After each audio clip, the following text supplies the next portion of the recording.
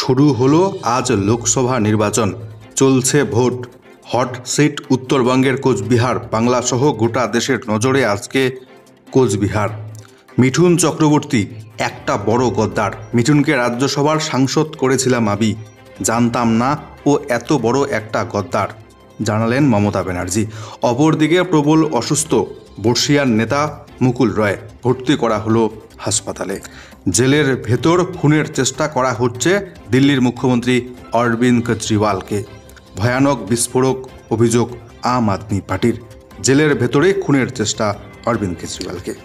হনুমান দীক্ষা, পড়ুয়াদের পরনে গেরুয়া পোশাক, প্রিন্সিপাল প্রশ্ন করায় ব্যাপক মারধর প্রিন্সিপালকে। জোর করে প্রিন্সিপালের কপালে পরিয়ে দেওয়া হলো তিলক। জয় শ্রীরাম বলে ভাঙচুর গোটা স্কুল জুড়ে। অপরদিকে মাধ্যমিক উচ্চ মাধ্যমিকের রেজাল্ট প্রকাশিত, বেরিয়ে এলো নতুন তথ্য। বিটকয়েন মামলায় বলিউড অভিনেত্রী শিল্পা শেট্টি এবং তার স্বামী রাজ কুন্দ্রার 100 কোটি টাকার সম্পত্তি বাজেয়াপ্ত করল আজকে এনফোর্সমেন্ট ডিরেক্টরেট। ইভিএমের বোতাম টিপলেই ভোট পড়ছে পদ্ম ফুলে, কমিশনকে তদন্তের নির্দেশ দিল সুপ্রিম কোর্ট। অপরদিকে বিরাট বড় নতুন নিয়ম চালু হতে চলেছে গোটা দেশ জুড়ে নির্বাচনের পরেই। এবার মুদিখানার দোকানেও পাওয়া যাবে ঔষধ। মুদিখানার দোকানদাররাও বিক্রি করতে পারবে এবার ঔষধপত্র।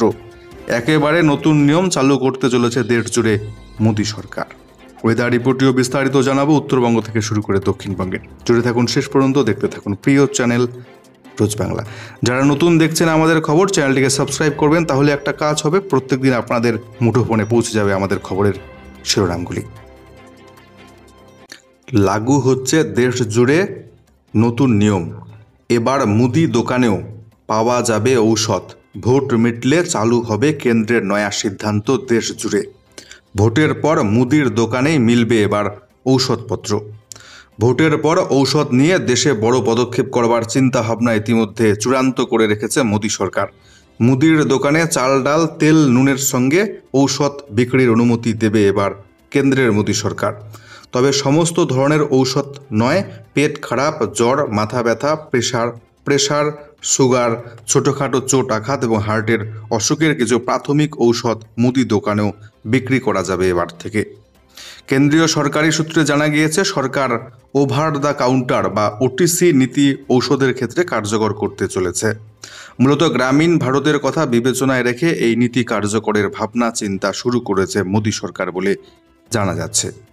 এজন্য কেন্দ্রের চিকিৎসা অধিকর্তার নেতৃত্বে একটি কমিটি গঠন করেছে কেন্দ্রের স্বাস্থ্য মন্ত্রক। বছর কয়েক আগে কেন্দ্রীয় সরকার জন ঔষধি নামে কম দামে ঔষধ বিক্রির কাউন্টার খুলেছে শহর মফস্বল এলাকায়। ওই ঔষধই নিয়মিত স্বীকৃত মুদি দোকানে সরবরাহ করা হবে এবার থেকে। মিঠুন চক্রবর্তী একটা বড় গদ্দার। মিঠুনকে আমি রাজ্যসভার সাংসদ করেছিলাম, জানতাম না ও এত বড় একটা গদ্দার, জানালেন বাংলার মুখ্যমন্ত্রী মমতা ব্যানার্জি। শুভেন্দু অধিকারীর পর এবার পালা মিঠুন চক্রবর্তীর। আরও এক বিজেপি নেতাকে গদ্দার বলে আক্রমণ করলেন বাংলার মুখ্যমন্ত্রী মমতা ব্যানার্জি। বৃহস্পতিবার তৃণমূল প্রার্থী কৃষ্ণ কল্যাণীর সমর্থনে ইসলামপুরে দ্বিতীয় দফার প্রচারে গিয়েছিলেন মমতা বন্দ্যোপাধ্যায়। একই সময়ে শিলিগুড়িতে বিজেপির হয়ে রোড শো করছিলেন মিঠুন চক্রবর্তী। মমতা ব্যানার্জির কটাক্ষ, মিঠুন চক্রবর্তীকে আমি রাজ্যসভার সাংসদ করেছিলাম, জানতাম না ও এত বড় একটা গদ্দার। মুম্বইয়ে আরএসএস অফিসে গিয়ে ও বলেছে ও বিজেপির সমর্থক। একটি মামলায় ফেঁসে গিয়েছিল মিঠুনের ছেলে। নিজের ছেলেকে বাঁচানোর জন্যই বিজেপিতে যোগ দিয়েছে মিঠুন চক্রবর্তী বলে অভিযোগ মমতা ব্যানার্জির। যারা জীবন যুদ্ধে লড়তে পারে না, আমি তাদের মানুষ বলে মনে করি না। বাংলার বদনাম করতে তারকাদের ব্যবহার করছে বিজেপি বলে অভিযোগ মমতা ব্যানার্জির। মমতা ব্যানার্জি আরও জানিয়েছে, বিজেপি একটা চোর, ডাকাত, লুটেরাদের দল। বিজেপি হচ্ছে লুটেরার পার্টি, 10 বছরে কোনো কাজ করেনি। আবার বলছে 400 পার করবে। আমি বলছি 200 পার করতে পারবে না বিজেপি। বাংলার জন্য কিচ্ছুই করেনি বিজেপি। আবার বলছে 3 মাস পর লক্ষ্মীর ভাণ্ডার নাকি ক্ষমতা এলে বন্ধ করে দেবে বিজেপি। উন্মাদের মতো কথা বলছে বলে অভিযোগ মমতা ব্যানার্জির। দিল্লির তিহার জেলের ভেতরেই খুন করবার চেষ্টা করা হচ্ছে দিল্লির মুখ্যমন্ত্রী অরবিন্দ কেজরিওয়ালকে। এমনটাই বিস্ফোরক অভিযোগ এবার আম আদমি পার্টির।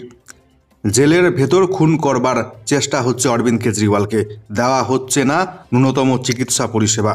এবার তিহার জেল কর্তৃপক্ষের বিরুদ্ধে বিস্ফোরক অভিযোগ আনল আম আদমি পার্টি। দিল্লির মন্ত্রী আতিশির অভিযোগ, অরবিন্দ কেজরিওয়ালের বিরুদ্ধে ষড়যন্ত্র করছে কেন্দ্রীয় সরকার, তাকে জেলেই মেরে ফেলার প্রবল চেষ্টা হচ্ছে। আতিশির অভিযোগ, মুখ্যমন্ত্রীর ওজন হু করে কমে গিয়েছে, তার যথাযথ চিকিৎসা দেখভাল হচ্ছে না জেলের ভেতর। কেজরিওয়াল টাইপ 2 ডায়াবেটিস রোগী, জেলে তাকে ওষুধপত্র দেওয়া হচ্ছে না, এমনকি ডায়াবেটিস রোগীদের যে ন্যূনতম ইনসুলিন দেওয়া হয় সেটাও দেওয়া হচ্ছে না অরবিন্দ কেজরিওয়ালকে। আম আদমি পার্টির এই মন্ত্রী আতিশি এদিন বলেছেন, সবাই জানেন অরবিন্দ কেজরিওয়াল 30 বছর ধরে ডায়াবেটিসে ভুগছেন, ওর সুগার লেভেল মাঝে মাঝে 300-র ওপরে উঠে যায়, নিয়মিত ইনসুলিন নিতে হয় অরবিন্দ কেজরিওয়ালকে, ইনসুলিনের ডোজ 54 পর্যন্ত হয়, তাকে ইনসুলিন দেওয়া হচ্ছে না। আপ নেত্রীর দাবি, কেজরিওয়ালকে ভোটে হারাতে পারে না বিজেপি, সে কারণে জেলে ঢুকিয়ে এবার তাকে খুন করবার ষড়যন্ত্র করা হচ্ছে। অপরদিকে এনফোর্সমেন্ট ডিরেক্টরেট বা ইডির আবার অন্য অভিযোগ। বৃহস্পতিবার ইডি দিল্লির রাউস অ্যাভিনিউ কোর্টে দাবি করেছে, কেজরিওয়াল ডায়াবেটিসের রোগী হওয়া সত্ত্বেও জেলের ভেতর বসে বসে নাকি চিনি দিয়ে চা, কলা এবং মিষ্টি তার সাথে খাচ্ছেন আম।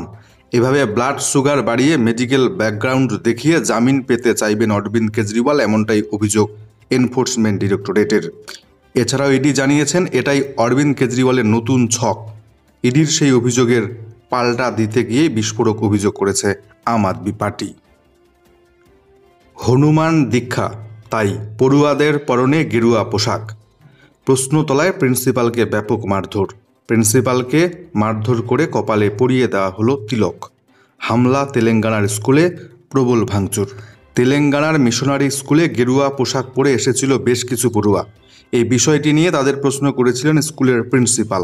সেই অপরাধে হামলা হলো হায়দ্রাবাদ থেকে 250 কিলোমিটার দূরের কান্নেপল্লী গ্রামের ওই স্কুলে। মারধর করা হলো প্রিন্সিপালকে।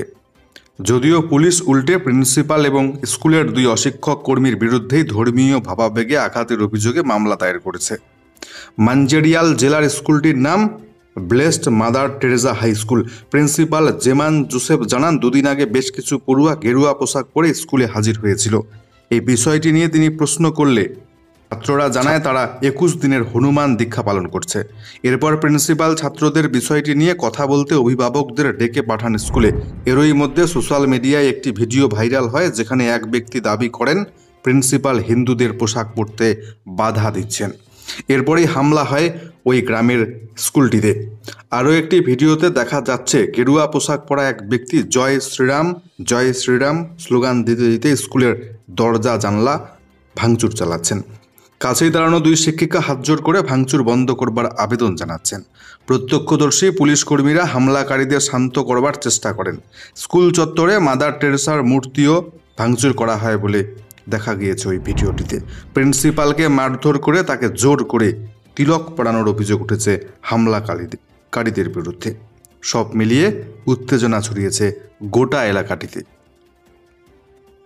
ইভিএমের বোতাম টিপলেই ভোট পড়ছে পদ্ম ফুলে, কমিশনকে তদন্তের নির্দেশ সুপ্রিম কোর্টের। ইভিএমের বোতাম টিপলেই ভোট পড়ে যাচ্ছে বিজেপিতে। চাঞ্চল্যকর অভিযোগ ঘিরে তোলপাড় দক্ষিণের রাজ্য কেরল। সেই রাজ্যে মক পোলের সময় বিজেপির প্রতীকে অতিরিক্ত ভোট পড়বার ঘটনা ঘটছে বলে অভিযোগ উঠেছে। কেরলের 2 প্রধান রাজনৈতিক জোট এলডিএফ এবং ইউডিএফ জেলাশাসকের কাছে এই সংক্রান্ত অভিযোগ জানিয়েছে ইতিমধ্যে বিষয়টি সুপ্রিম কোর্টের নজরে আনা হয়েছে। সুপ্রিম কোর্টে কয়েকদিন ধরে ইভিএম ভিভিপ্যাট মামলা শুনানি চলছে বিচারপতি সঞ্জীব খান্না এবং বিচারপতি দীপঙ্কর দত্তের বেঞ্চে। এই মামলার শুনানি চলাকালীন কেরলের প্রসঙ্গ উত্থাপন করা হয়। এরপর 2 বিচারপতির বেঞ্চ মৌখিকভাবে নির্বাচন কমিশনকে নির্দেশ দেয়, কেরলের কাসারগোদ কেন্দ্রে মকপোল নিয়ে যে অভিযোগ সামনে এসেছে তার যথাযথ তদন্ত করা হোক। বলে রাখা ভালো, ইভিএম ঠিকঠাক কাজ করছে কিনা দেখবার জন্য মকপোল করা হয়ে থাকে। সেই মকপোলের সময় অনিয়মের অভিযোগ সামনে এলো কেরলে। বোতাম টিপলেই ভোট পড়ে যাচ্ছে বিজেপিতে। প্রবল অসুস্থ মুকুল রায়, কলকাতার হাসপাতালে ভর্তি করানো হলো বর্ষিয়ান নেতাকে। অসুস্থ মুকুল রায় বৃহস্পতিবার দুপুরে কলকাতার বাইপাসের ধারে একটি বেসরকারি হাসপাতালে ভর্তি করানো হয়েছে তাকে। জানা গিয়েছে কয়েকদিন ধরেই তিনি ঠিকমতো খাওয়া দাওয়া করতে পারছিলেন না, তাই অত্যন্ত দুর্বল হয়ে পড়েছিলেন। বাড়িতে রাখার ঝুঁকি না নিয়ে তাকে কলকাতার হাসপাতালে ভর্তি করানোর পরামর্শ দেন চিকিৎসকরা। সেই মতন এদিন দুপুরে কাঁচরাপাড়ার বাড়ি থেকে তাকে স্থানীয় একটি হাসপাতালে ভর্তি করা হয়েছে বলে জানা যাচ্ছে। এই মুকুল রায় একদা ছিলেন তৃণমূলের সেকেন্ড ইন কমান্ড, পরে বিজেপিতে যোগদান করেন। 2021-এর বিধানসভা ভোট বিজেপির টিকিটে জিতে বিধায়ক হন তিনি, তবে ফের সপুত্র তৃণমূলে ফিরে আসেন। প্রকাশিত হতে চলেছে মাধ্যমিক উচ্চ মাধ্যমিকের রেজাল্ট। মাধ্যমিকের ফল বেরোতে চলেছে মে মাসের প্রথম সপ্তাহে। তৈরি উচ্চ মাধ্যমিকের মার্কশিটও। সব কিছু ঠিকঠাক থাকলে মে মাসের প্রথম সপ্তাহে প্রকাশিত হতে চলেছে মাধ্যমিকের ফলাফল। বৃহস্পতিবার পর্ষদ সূত্রে জানা গিয়েছে এমনটাই। সরাসরি সময়ের উল্লেখ না করলেও পর্ষদ সভাপতি রামানুজ গঙ্গোপাধ্যায় জানিয়েছেন, আমাদের কাছে ফল প্রায় পুরোপুরি চলে এসেছে। সরকারের নির্দেশ এলে মার্কশিট সহ তা প্রকাশ করা হবে। প্রসঙ্গত, মার্কশিট প্রিন্ট করতে যে সময় লাগে সেটুকু ধরে মে মাসের প্রথম সপ্তাহ পর্যন্ত সময় লাগবে বলে জানাচ্ছেন পর্ষদের এক কর্তা। অপরদিকে উচ্চ মাধ্যমিক শিক্ষা সংসদের সভাপতি চিরঞ্জীব ভট্টাচার্যের বক্তব্য, তাদের ফলাফলও তৈরি রয়েছে। এবার অনলাইনে ফল আসায় গোটা প্রক্রিয়া দ্রুত শেষ করতে পেরেছেন তারা। সরকারের অনুমতি পেলেই যে কোনো দিন ফল প্রকাশ করে দিতে পারেন তারা বলেও জানিয়েছে। বলিউড অভিনেত্রী শিল্পা শেট্টি এবং তার স্বামী রাজ কুন্দ্রা প্রবল বিপাকে। বিটকয়েন মামলা। রাজ কুন্দ্রার 100 কোটি টাকার সম্পত্তি বাজেয়াপ্ত করল এনফোর্সমেন্ট ডিরেক্টরেট। বৃহস্পতিবার বলিউড অভিনেত্রী শিল্পা শেট্টি এবং তার স্বামী রাজ কুন্দ্রার প্রায় 100 কোটি টাকার স্থাবর অস্থাবর সম্পত্তি বাজেয়াপ্ত করল এনফোর্সমেন্ট ডিরেক্টরেট। এর মধ্যে মুম্বইয়ের জুহুতে শিল্পা শেট্টির নামে থাকা একটি ফ্ল্যাটও রয়েছে। জানা গিয়েছে আর্থিক তছরূপ প্রতিরোধ আইন বা PMLA অ্যাক্ট 2002-এর বিটকয়েন সংক্রান্ত প্রতারণা মামলায় শিল্পা শেট্টি এবং তার স্বামী রাজ কুন্দ্রার স্থাবর অস্থাবর সম্পত্তি বাজেয়াপ্ত করা হলো, যার মোট পরিমাণ 100 কোটি টাকা। বাজেয়াপ্ত সম্পত্তির তালিকা রয়েছে জুহুর শিল্পা শেট্টির ফ্ল্যাট এবং পুনের রাজ কুন্দ্রার বাংলো। রাজ কুন্দ্রার নামে যে শেয়ার রয়েছে সেটিও বাজেয়াপ্ত করা হয়েছে। জানা গিয়েছে দিল্লি এবং মহারাষ্ট্র পুলিশের কাছে ভ্যারিয়েবল টেক প্রাইভেট লিমিটেড নামক একটি সংস্থার বিরুদ্ধে একাধিক FIR দায়ের হওয়ার পর ইডি তদন্ত শুরু করে। এই মামলায় নাম জড়ায় অমিত ভরদ্বাজ, অজয় ভরদ্বাজ, বিবেক ভরদ্বাজ, সিম্পি ভরদ্বাজ এবং মহেন্দ্র ভরদ্বাজের।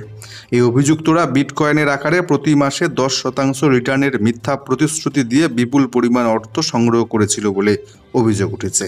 ইডির তরফে জানা গিয়েছে রাজ কুন্দ্রা ইউক্রেনে বিটকয়েন মাইনিং ফার্ম স্থাপনের মাস্টার মাইন্ড। পাশাপাশি বিটকয়েন কেলেঙ্কারিতে অভিযুক্ত অমিত ভরদ্বাজের কাছ থেকে 285টি বিটকয়েনও পেয়েছিলেন শিল্পা শেট্টির স্বামী রাজ কুন্দ্রা বলে জানিয়েছে এনফোর্সমেন্ট ডিরেক্টরেট। শুরু হয়ে গেল লোকসভা নির্বাচন, লোকসভা ভোট 2024। আজকে উত্তরবঙ্গের বেশ কয়েকটি জেলায় চলছে ইতিমধ্যে ভোট পর্ব। হট সিট কোচবিহার, বাংলাসহ গোটা দেশের নজরে কোচবিহার। নজরে থাকবে কোচবিহার লোকসভা কেন্দ্র। আজ শুরু গোটা দেশে 18তম লোকসভা নির্বাচনের প্রথম পর্বের ভোট গ্রহণ। যে 3টি লোকসভা কেন্দ্রে ভোট গ্রহণ হচ্ছে আজকে সেগুলো হলো কোচবিহার, আলিপুরদুয়ার এবং জলপাইগুড়ি। এর মধ্যে নজর কাড়া কেন্দ্র হলো কোচবিহার, কারণ কেন্দ্রটি দেশের স্বরাষ্ট্র প্রতিমন্ত্রী নিশীথ প্রামাণিকের কেন্দ্র। 2019-এ নিশীথ প্রামাণিক তৃণমূল কংগ্রেসের পরেশ অধিকারীকে হারিয়ে দিল্লি যান। এবছর অন্যান্যদের সঙ্গে তার প্রতিদ্বন্দ্বী তৃণমূলের সিতাইয়ের বিধায়ক জগদীশ চন্দ্র বসুনিয়া, যিনি মনোনয়নপত্র জমা দেওয়ার পর বলেছেন জো জিতেগা ওহি সিকান্দার। কার্যত কোচবিহার কেন্দ্রটি বারবার খবরের শিরোনামে উঠে এসেছে নিশীথ প্রামাণিক এবং তৃণমূলের নেতা উত্তরবঙ্গ উন্নয়ন দপ্তরের ভারপ্রাপ্ত মন্ত্রী উদয়ন গুহর বাঘ যুদ্ধের জন্যে। এমনকি দুই নেতার সামনেই তাদের অনুরাগীরা একাধিকবার মারপিটে গোলমালে জড়িয়ে পড়েছেন। পুলিশ গিয়ে পরিস্থিতি সামাল দিয়েছে। তৃণমূল এই আসনটি পেতে যথেষ্ট গুরুত্ব সহকারে প্রচার চালিয়েছে। স্বাভাবিকভাবেই স্বরাষ্ট্র প্রতিমন্ত্রীর কেন্দ্রে নজর থাকছে আজকে বাংলা সহ গোটা দেশের। উত্তরবঙ্গ জুড়ে কালবৈশাখী ঝড় বৃষ্টির সতর্কবার্তা। অপরদিকে একেবারেই উল্টো পরিস্থিতি দক্ষিণবঙ্গে। প্রবল তাপপ্রবাহ, অস্বস্তিকর গরমের পূর্বাভাস দক্ষিণবঙ্গ জুড়ে। নজর রাখছি শুরুতে উত্তরবঙ্গের জেলাগুলির দিকে। আজকে উত্তরবঙ্গের দার্জিলিং, জলপাইগুড়ি, কালিম্পং, আলিপুরদুয়ার এবং কোচবিহার জেলা, এই 5টি জেলায় হালকা থেকে মাঝারি পরিমাণ বৃষ্টিপাত, তার সাথে বজ্রপাতের সম্ভাবনা। উত্তর দক্ষিণ দিনাজপুর, মালদা জেলায় আজকে পুরোপুরি শুকনো আবহাওয়া, বৃষ্টিপাতের কোনো সম্ভাবনা নেই। আবহাওয়া দপ্তর জানাচ্ছে আজকে দার্জিলিং, জলপাইগুড়ি, কালিম্পং, আলিপুরদুয়ার, কোচবিহার এই জেলাগুলিতে 30 থেকে 40 কিমি বেগে প্রবল ঝোড়ো হাওয়া, কালবৈশাখীর সতর্কবার্তা রয়েছে।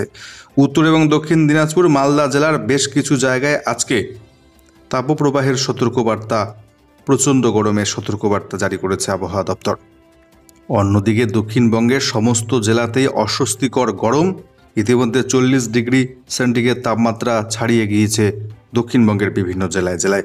বৃষ্টিপাতের কোনো সম্ভাবনা তো নেই, পুরোপুরি শুকনোই থাকবে আবহাওয়া, তার সাথে প্রবল তাপপ্রবাহের সতর্কবার্তা। আজকে দক্ষিণবঙ্গের পূর্ব মেদিনীপুর, পুরুলিয়া, ঝাড়গ্রাম, পশ্চিম মেদিনীপুর, বাঁকুড়া, পশ্চিম বর্ধমান, পূর্ব বর্ধমান, বীরভূম এই জেলাগুলিতে প্রবল তাপপ্রবাহের জন্য কমলা সতর্কবার্তা জারি থাকছে। বাকি জেলাগুলিতে তাপপ্রবাহের জন্য হলুদ সতর্কবার্তা জারি থাকছে। আগামী কয়েকদিন এরকমই প্রবল তাপপ্রবাহ পরিস্থিতি বজায় থাকবে দক্ষিণবঙ্গের জেলায় জেলায়। আজকের খবরগুলো এই পর্যন্তই। দেখা হচ্ছে পরবর্তী গুরুত্বপূর্ণ খবরের সাথে। সেই পর্যন্ত ভালো থাকুন, সুস্থ থাকুন। ধন্যবাদ।